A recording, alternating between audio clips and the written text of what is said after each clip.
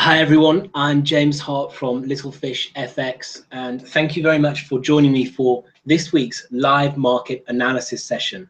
And this week we are of course going to talk about the upcoming FOMC rate decision this evening. So ahead of the meeting this evening then, and before we get into talking about expectations and looking at the technical charts, let's just quickly recap what we heard from the FOMC in their last meeting in July. So at the July rates meeting then, the Federal Reserve opted to maintain policy at current levels in line with broad market expectations. We saw no updating of the FOMC forecasts and no press conference following the meeting. So the only means of communication that we had at that point was the meeting and the statement accompanying the decision.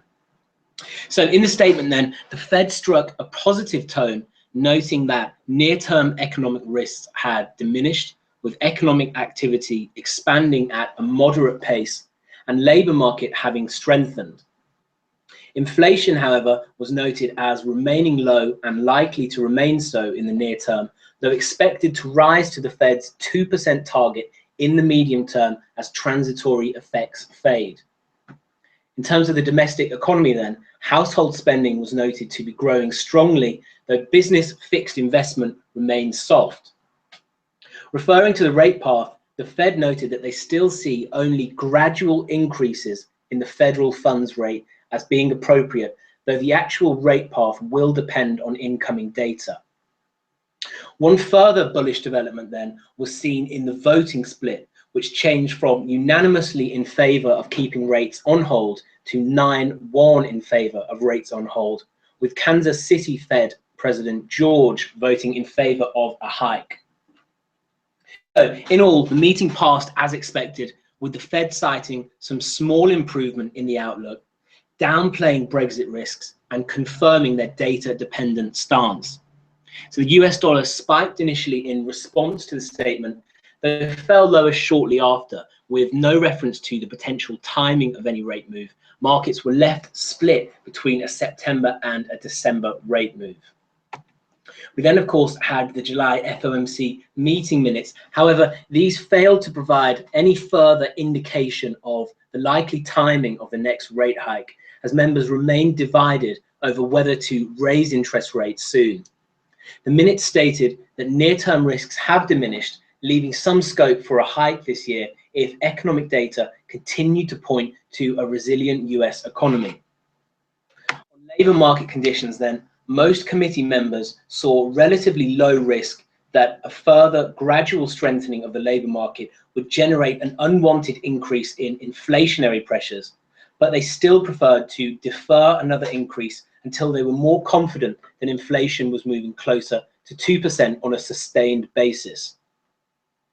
Some Fed officials raised concerns on Brexit as it creates uncertainty about medium to longer run outlook for foreign economies that could affect financial conditions in the United States. So again, not really any more color provided on the July FOMC statement.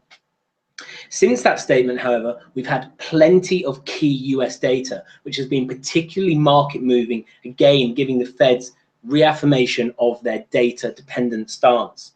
Now, data over the period has broadly underperformed expectations and highlighted weakening economic conditions. So we had second quarter GDP coming in at 1.2% versus 2.5% expected.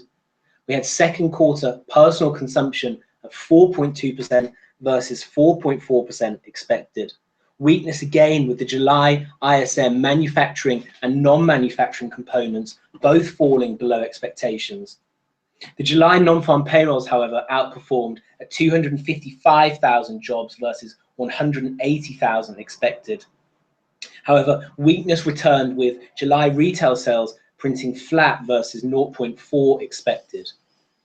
July core CPI then also undershot expectations at 2.2% versus 2.3% expected, whilst July durable goods actually outperformed at 4.4% versus 3.4% expected.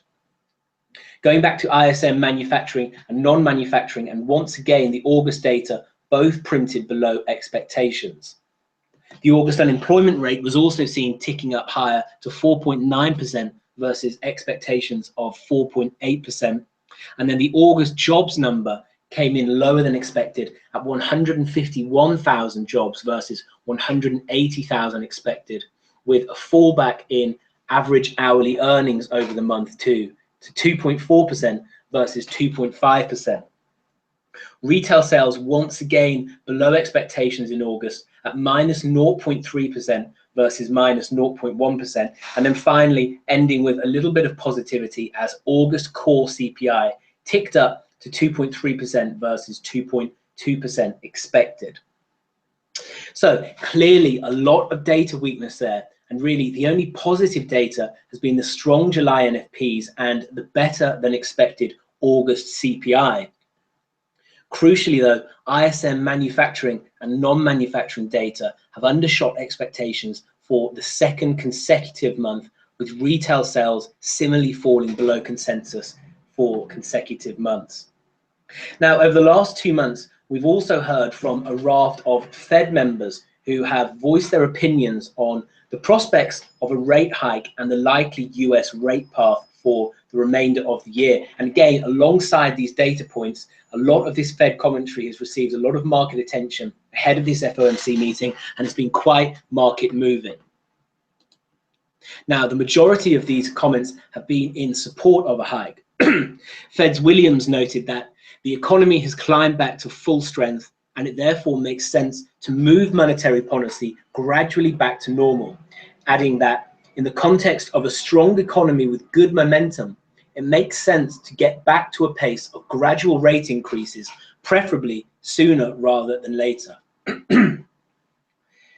Fed's Bullard also spoke in support of a hike, noting that he can see 2 rate hikes as possible before year end.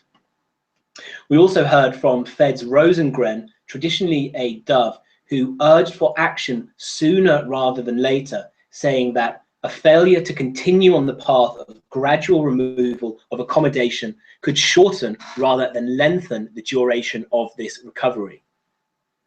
Fed's Fisher, again, another proponent of hiking sooner rather than later, noted that we are close to our targets and that looking ahead, I expect GDP growth to pick up in coming quarters as investment recovers from a surprisingly weak patch and the drag from past dollar appreciation diminishes. So these comments further increased rate hike expectations. Fed's Meester reiterated comments made by Fed's Rosengren, noting that if you inappropriately keep interest rates too low for too long, then you put yourself in a position of perhaps having to raise interest rates more strongly in the future, adding that she feels there is a compelling case for raising rates sooner. However, there are divisions among the Fed, and alongside these more hawkish comments, we've also had arguments against raising rates, with Fed's Brainard urging caution in the removal of accommodative monetary policy, adding that the case for preemptively tightening is less compelling. These comments were backed up by Fed's Powell, who also urged patience and the need to wait for inflation to move back to target.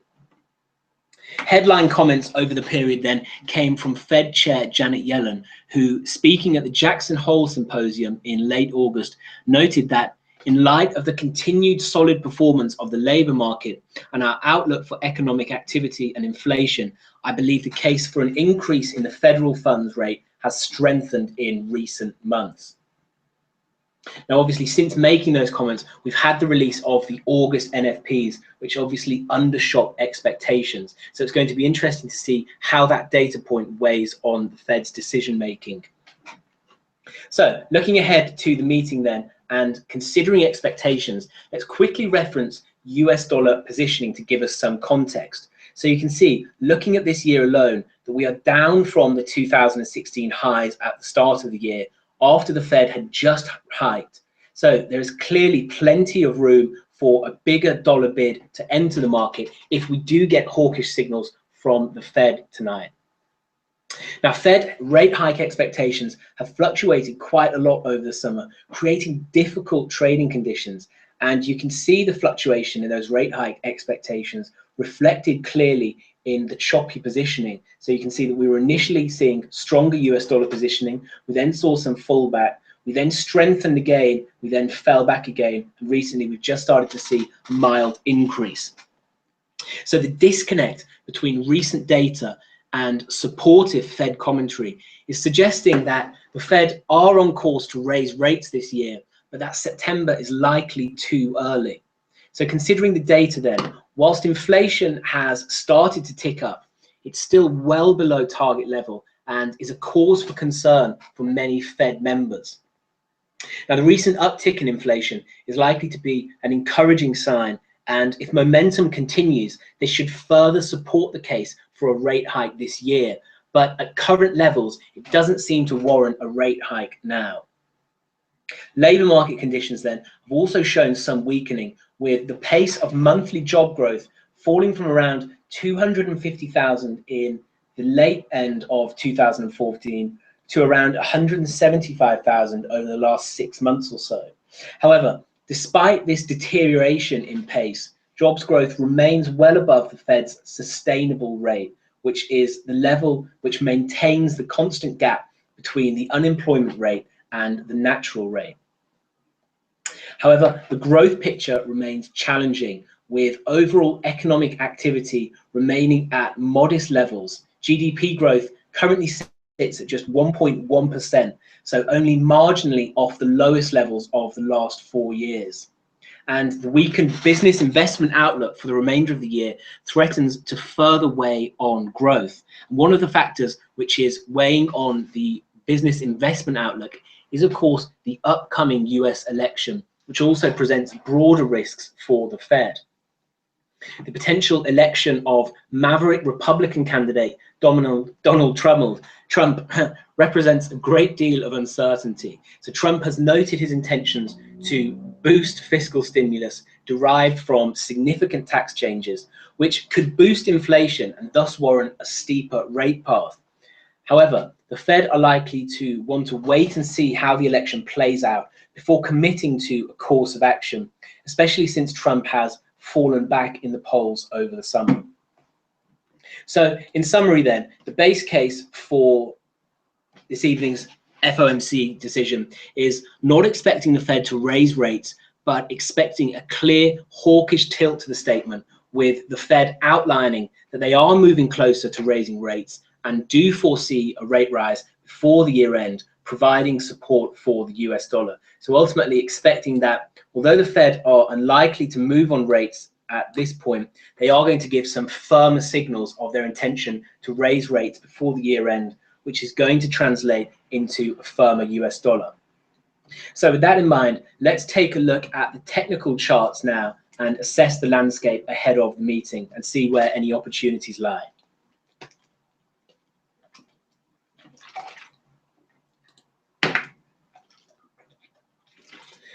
Okay, so kicking off with the euro dollar first of all, and you can see that essentially post-Brexit, we've just been involved in this choppy grind higher. So we rebounded off that post-Brexit low around 109. We've traded as high as mid 113s, but we've since dropped back slightly over the last few weeks as Fed rate hike expectations have ticked higher. Now, if we take a step back, you can see that we've actually got this broader contracting triangle pattern in play. You can see we have the bullish trend line here running from the November 2015 lows and the bearish trend line resistance running from year-to-date highs. So we've got a key pattern here, and then you can see that we've also just recently fallen out of the bottom of this interim bullish channel. So the bullish channel which had formed in the post-Brexit price action, you can see that we've since broken down beneath that channel, traded back up, retested the underside of the broken bullish trend line, and we're now currently holding at this low. So we've currently got a short-term double bottom in play with the late August low here around the 114.50s level, around the 111.50s level rather. So a few things that I'm looking at with the euro then. And firstly, although my base case scenario today is for the Fed to remain on hold, yet give hawkish signals, it always pays when we're looking at the technicals to consider both sides of the coin.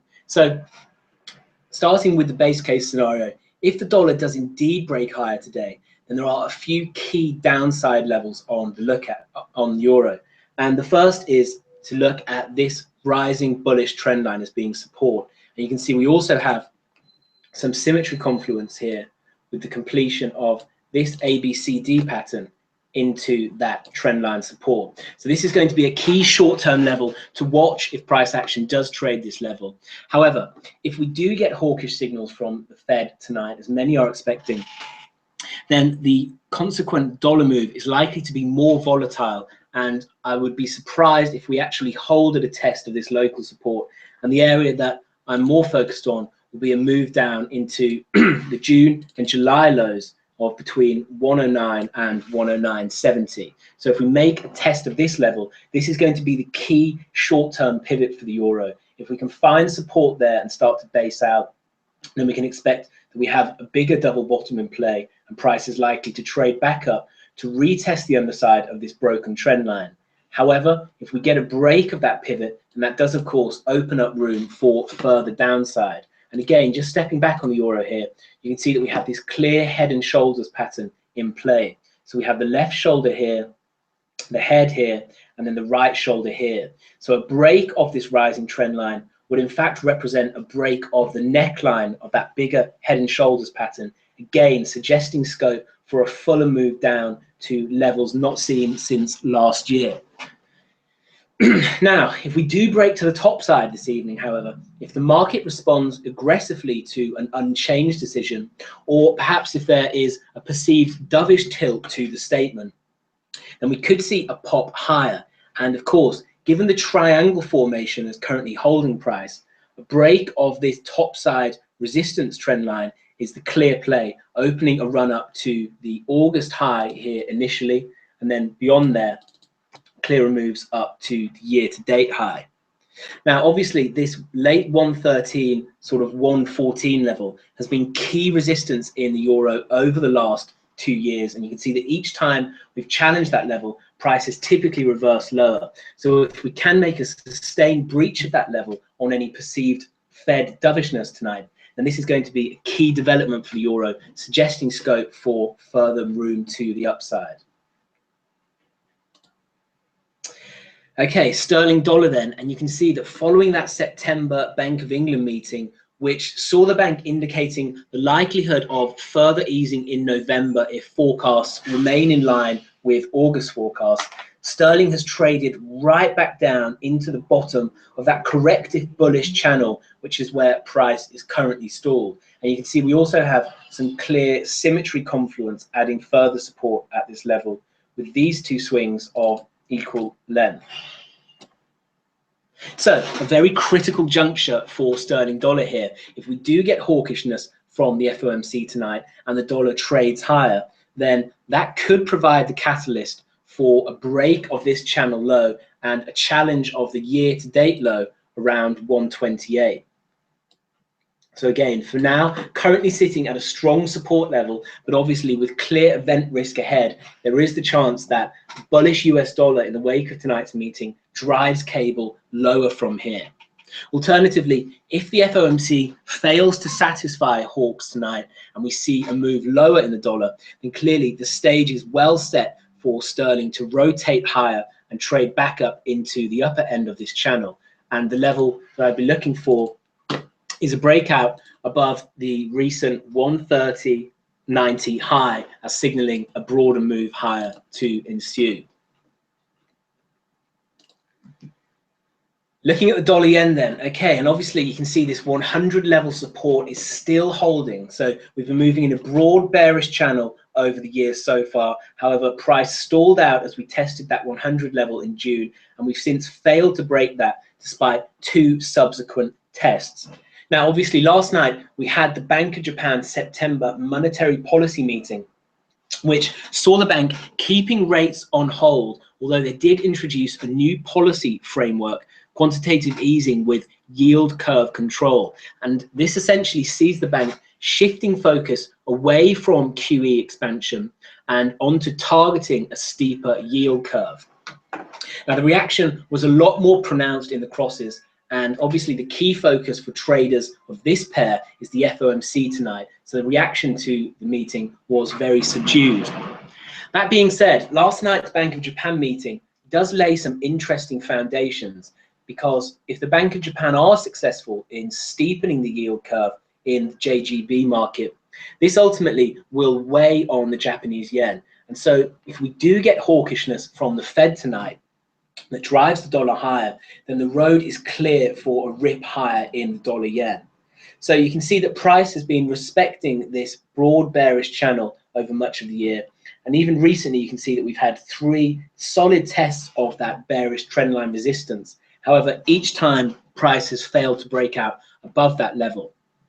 So if we do break out above this level tonight, then the area which I'd be targeting on any long moves is a move up into the July high at around 107.53. You can see we also have that symmetry swing move completing into that area to just a few pips above 107.90. So we have a decent area of resistance there with structural resistance and also symmetry resistance. So this should provide an initial stalling on the move with some profit taking kicking in and some longer term trend players stepping back in. So a breakout above current levels targets a move up into the 107's resistance, where depending on price action, we might look to initiate some short trades. However, again, if the Fed do disappoint, then I think that we're likely to maintain this current range-bound action. I'm not expecting that we get a break of 100. I think the market is still highly expectant of a US rate hike before year end. And especially given the developments with the Bank of Japan now and subsequent weighing on JPY, I think that what we're likely to see really is just a continuation of this stagnant price action heading into the last FOMC meetings of the year. Okay, the Aussie dollar then. So you can see that the Aussie has been moving in this broad bullish channel over a year so far. We're currently hugging the lower half of this channel, and we have been over the last couple of months. Now, what we could potentially have in play here is a double top. So you can see that we have these two. Oh, that shape is no good. So you can see that we have these 2 highs in place. So we have our primary high, and then we also have our lower high. So it could be that we have a double top in play here. And then what I'd be looking for is a breakdown of this rising trend line. So if we do get Fed hawkishness tonight, then we can certainly expect that the Aussie is going to break below this trend line. And a breakdown beneath this structural low opens the move for a firmer move to the downside. Now, Fed hawkishness tonight should translate into quite a volatile move in the Aussie, such as we saw last week when we got that big sell-off as global bond yields were rising and there was an uptick in Fed rate hike expectations, because this fueled an unwinding of carry trades held in commodity currencies. So if the market does get a strong hawkish signal tonight, then we can expect this dynamic to continue, and we could see quite a sharp move lower. Now, in terms of where we'd be looking for that move to play out to, again, if we look to our symmetry target, then we can see that a break of that rising bullish trend line in line with this pattern suggesting a double top would actually give us a move back down into the 170.70 area, and obviously just above there we have the May lows at 71.35. So we've got some good downside targets to play for there, and we've got a nice bit of room. So the break of the structural low and the rising trend line at 74.38 opens up room for a move down to 71.35 and 70.69. Now, alternatively, if the Fed disappoint and the US dollar moves lower, then the key pivot for price is going to be this bearish trend line, which has run since late 2014. So you can see we've made several tests of that. If I just get rid of this box, you'll be able to see that more clearly. Yeah, so you can see we've had this trend line in place since late 2014, and it's made several key captures of price. So each time we've tested it this year, you can see that price has been rebuffed and traded lower. So if we do make a sustained break above that level, then that obviously opens up the move for opens up the way for a move up into this bullish trendline resistance overhead. So again, the key pivot for the Aussie is going to be these structural highs at the July and August highs, but also this bearish trendline resistance, which has made several key caps of price over the last 3 years or so. Okay, looking at the loonie then. So the loonie is a similar story to the Aussie at the moment, with rayed upon by the unwind in commodity currency carry trades. So you can see that price has been moving in this broad bullish channel over the last 6 months or so, which can obviously be seen as corrective due to this large impulsive move that we had at the start of the year. However, if we do get dollar bullishness tonight on the back of a hawkish FOMC, then I am looking for a break of this resistance and a run up to test the top of the bullish channel. So you can see that the bullish channel resistance line comes in with this nice symmetry confluence also. So we've got the A-B leg here, and then the C-D leg here. So if we do get a move back up into that level, then this would be an area where ultimately I'd be looking to monitor price action for the opportunity to set some short trades. And you can see there's further confluence there with the 50% Fibonacci retracement coming in at that level also. So the loonie has been on my radar for quite a while now. I've been looking for this breakout to the top side to occur.